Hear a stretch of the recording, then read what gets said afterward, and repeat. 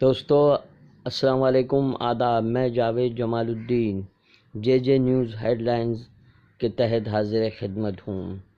آپ اس چینل کو سبسکرائب کیجئے، لائک کیجئے، شیئر کیجئے اور کامنٹ سے نوازیں۔ آج ہم آپ کے سامنے امارت شریعہ بہار، اڑیسہ اور جھارکھنڈ کے سلسلے میں تفصیلی رپورٹ پیش کریں گے، جو کہ پھلواری شریف پٹنہ میں واقع ہے۔ اس ادارے کے تحت دینی، مذہبی، درسی کتابیں شائع ہوتی ہیں اور ساتھ ساتھ میں دینی امور پر اور شرعی امور پر بہترین کام جاری و ساری ہے۔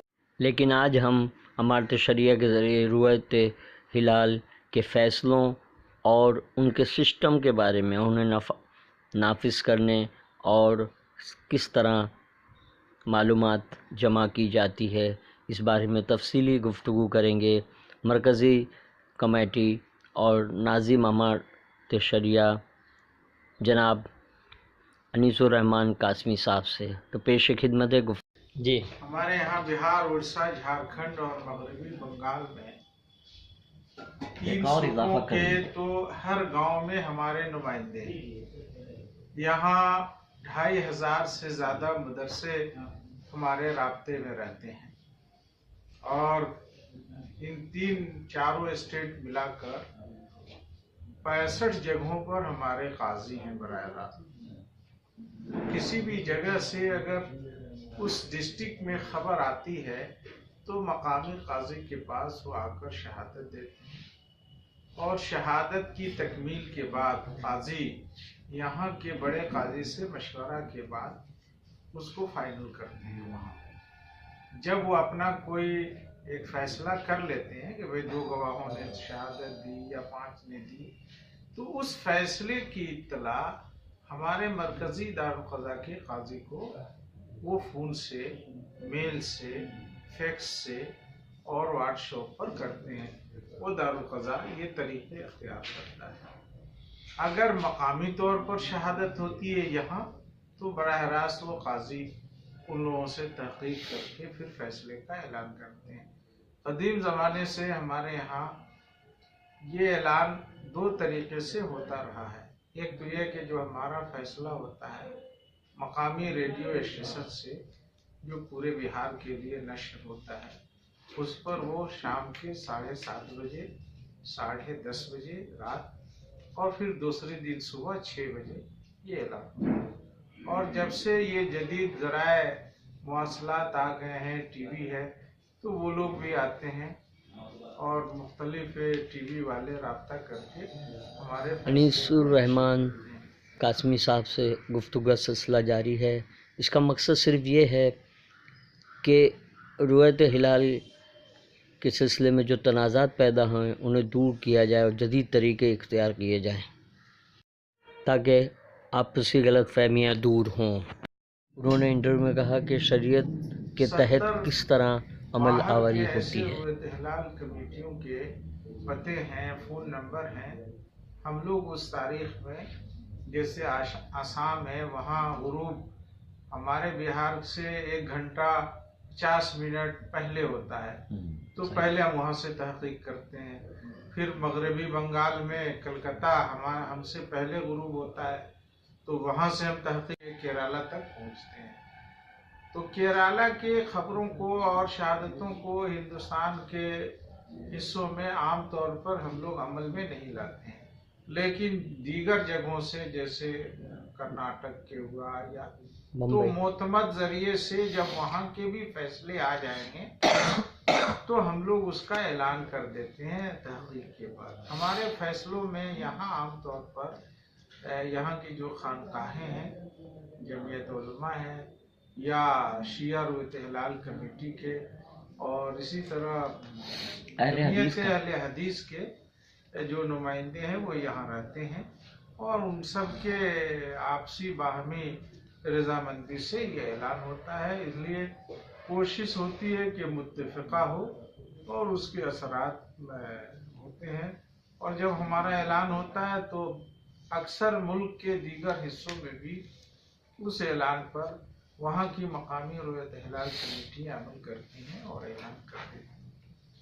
हम इस मसले का बेहतरीन हल यही समझते हैं कि जहाँ राबतों में कमी होती है या मकामी असरात वहाँ हायल हो जाते हैं, वहाँ आपसी ऐलान में ताख़ीर की वजह से मकामी तौर पर नज़ात पैदा होते हैं। और अगर राब्ते मुसलसल और पूरे मुल्क से हों तो उसमें इख्तलाफ नहीं होगा। ये हमारे यहाँ ये तकरीबन 50 साल और 100 साल से ये बात मुत्तफ़क़ा अलैह है।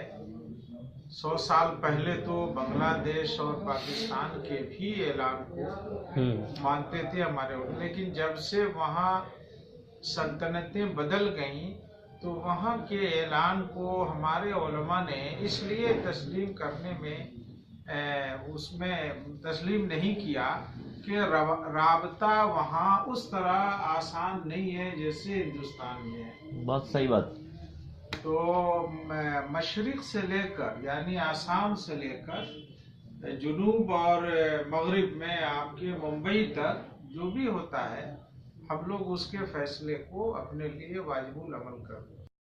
अनीसुर रहमान कासमी साहब ने कई अहम बातें बताईं और अब ये बता रहे हैं कि किस तरह से शरीयत पर अमल करते हुए फैसले का ऐलान किया। केरला तक पहुँचते हैं तो केरला के खबरों को और शहादतों को हिंदुस्तान के हिस्सों में आम तौर पर हम लोग अमल में नहीं लाते हैं, लेकिन दीगर जगहों से जैसे कर्नाटक के हुआ या तो मोतमद जरिए से जब वहाँ के भी फैसले आ जाएंगे तो हम लोग उसका ऐलान कर देते हैं तहकीक के बाद। हमारे फैसलों में यहाँ आमतौर पर यहाँ की जो खानकाहें हैं, जमीयत उलमा है या शिया रोयत हिलाल कमेटी के और इसी तरह अहले हदीस के जो नुमाइंदे हैं वो यहाँ रहते हैं और उन सब के आपसी बाहमी रजामंदी से ये ऐलान होता है। इसलिए कोशिश होती है कि मुत्तफ़क़ा हो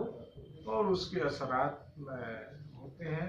और जब हमारा ऐलान होता है तो अक्सर मुल्क के दीगर हिस्सों में भी उस ऐलान पर वहाँ की मकामी रोयत हिलाल कमेटी अमल करती हैं और ऐलान करती हैं। हम इस मसले का बेहतरीन हल यही समझते हैं कि जहाँ राबतों में कमी होती है या मकामी असरात वहाँ हायल हो जाते हैं, वहाँ आपसी ऐलान में ताख़ीर की वजह से मकामी तौर पर नज़ात पैदा होते हैं। और अगर राब्ते मुसलसल और पूरे मुल्क से हों तो उसमें इख्तलाफ नहीं होगा। ये हमारे यहाँ ये तकरीबन 50 साल और 100 साल से ये बात मुत्तफ़क़ा अलैह है।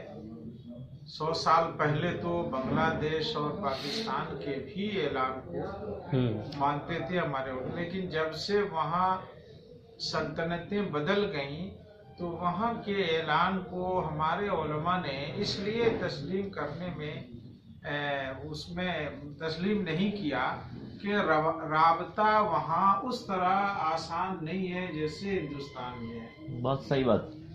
तो मशरिक से लेकर यानी आसाम से लेकर जुनूब और मगरिब में आपके मुंबई तक जो भी होता है, हम लोग उसके फैसले को अपने लिए वाजिबुल अमल करते हैं। ऐलान का जो आखिरी वक्त है उमूमी तौर पर वो 10 बजे का। सही बात। इसीलिए हम लोग 10:30 का वो रेडियो स्टेशन पे रखते हैं, लेकिन शरीयत में इसकी तहदीद नहीं है कि 10 बजे के बाद अगर कोई तहकीक हो जाए तो उस पर अमल नहीं किया जाए।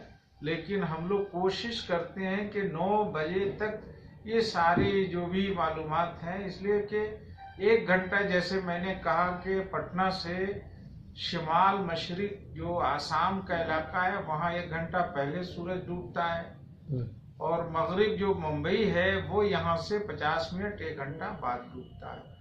तो 1 घंटा पहले से हम लोग तहकीक शुरू करते हैं और 1 घंटा बाद तक करते हैं।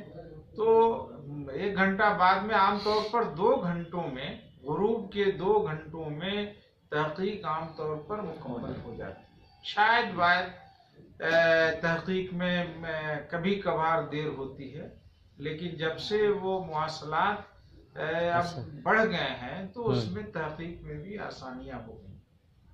دوستو یہ تھے جناب انیس الرحمن قاسمی، رکن ناظم امارت شریعہ پھلواری شریف۔ دوستو ہم وقتاً فوقتاً اسی طرح کے فیچر جاری کرتے رہیں گے، آپ تعاون کیجئے۔ شکریہ، اللہ حافظ۔